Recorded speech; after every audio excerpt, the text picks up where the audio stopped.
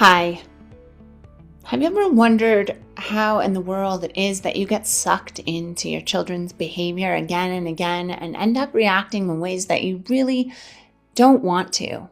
You lie in bed wishing, why did I do that? But I'm not sure what else to have done. Well, my name is Janine Johnston. My company name is ARC, and I'm here to share some information about what neuroscience tells us about what behavior does, what behavior communicates to us as adults in young people's lives, and how we can use that communication to help them grow. So, a precondition for growth is that we have to learn, right? And in order to learn, whether it be academic things or emotional regulation, we have to feel safe. We have to feel regulated in our nervous system. If we are not regulated in our nervous system, then there isn't much that's going to be taking place that can allow us to learn something new and therefore to grow. This is true whether we're trying to learn something new in math and we're feeling utterly confused, and then we feel perhaps stupid, and then this nervous system is going, I can't handle this. I am not in a place where I can build a foundation, right? I am standing right now on quicksand. I'm standing on mud. I'm standing on a bunch of rocks that are pokey, and I just can't build any kind of a structure on top of this sensation in my nervous system.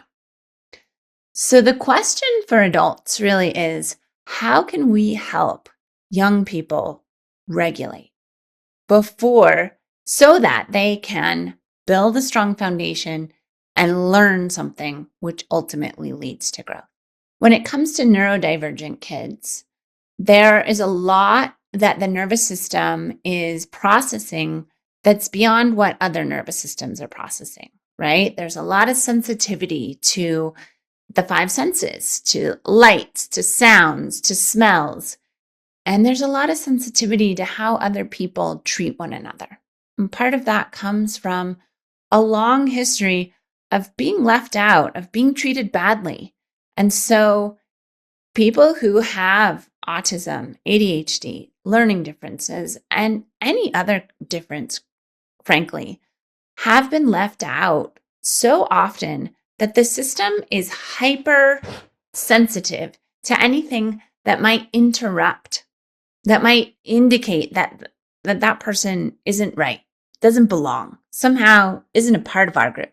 So when we combine that kind of sensory overload along with this sensitivity to rejection, this sensitivity to that sense that I'm not a part of this group, we have a system that really needs a lot of support with emotional regulation. So how do we do that? Recently, I wrote a newsletter, and I'd like to explain the 4 steps that I explore in that newsletter. So the first is that we need to create a sense of safety.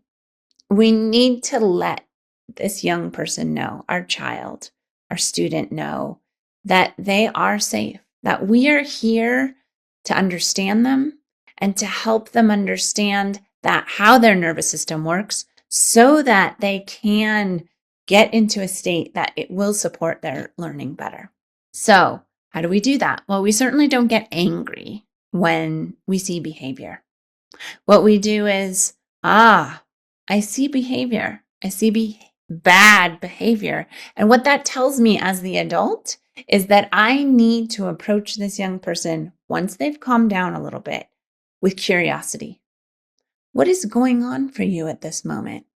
And likely the answer is going to be, I don't know. But then we have to have a whole toolkit of questions to ask that might help them and us better understand what's going on. For example, a kind of question like, are you at 10%, 50%, or 90%? No, that's a sweeping answer. Or is there something that you're feeling in your chest right now? Is there something that you might be feeling in your belly? Oh, yeah, there's something in your belly. Where do you feel that? Oh, you're pointing to this upper left-hand corner of your belly. Yeah, and what does it feel like? Maybe give them some options. Does it feel like a twisting and a heaviness, or does it feel like butterflies flitting around, or does it feel like a stabbing pain? Giving them some options to say, yeah, it feels like that. How do your arms feel right now? Is there this sort of buzzing feeling going on in your arms? Do you feel like you're kind of levitating off of your chair right now? Giving them ways to try to describe what it is that's actually going on for them in that internal zone, that proprioceptive zone. What does your body feel like? Then we might begin to attach some self-awareness to this. We can describe to them the window of tolerance. We can describe that there is a space within us in which we can handle the ups and downs of life. And then there's a time when that gets narrowed, either by being hungry, by being overloaded by sensory, by being tired. And that window can get narrower and narrower. And when it does, or even if it's at a wide open state, but we just have a lot of stressors that are building up, we can flip out. We can flip into hyper arousal, which is when we feel angry, or we feel anxious, or we feel fearful. Or we can flip into hypoarousal, where we just check out, where we are numb, where we don't feel much of anything at all. We can also assign names to certain kinds of emotions. When I feel angry, I notice that my hands clench and that my arms get really stiff and that I feel really hot in my face. That's anger. We can even use some visual aids. There's a lab called the Numina lab that has tracked what emotions look like in the human body. And we could pull up an image of those human bodies associated with what different emotions look like. This is what sadness looks like. There's a little red right here, but mostly the body is blue. Cool. Happiness looks like yellow in all of these parts of the body. Anger looks like red in these arms and the head and the chest. We can help them gain some awareness about what emotions feel like in the body. Self-awareness. That's what anger is like. That's what it feels like. And then when they notice that something's going on, or after they've had some kind of meltdown, shutdown, whatever it might be, we can give them some options. Like, okay, that happened. And now that it happened, we have a couple of options. You could go and cool down in your room for 10 minutes, or you could sit here next to me until you start to feel better. You're feeling really hungry. You can either choose to eat this apple with peanut butter, or you can have some rice with this meat stick, whatever it might be.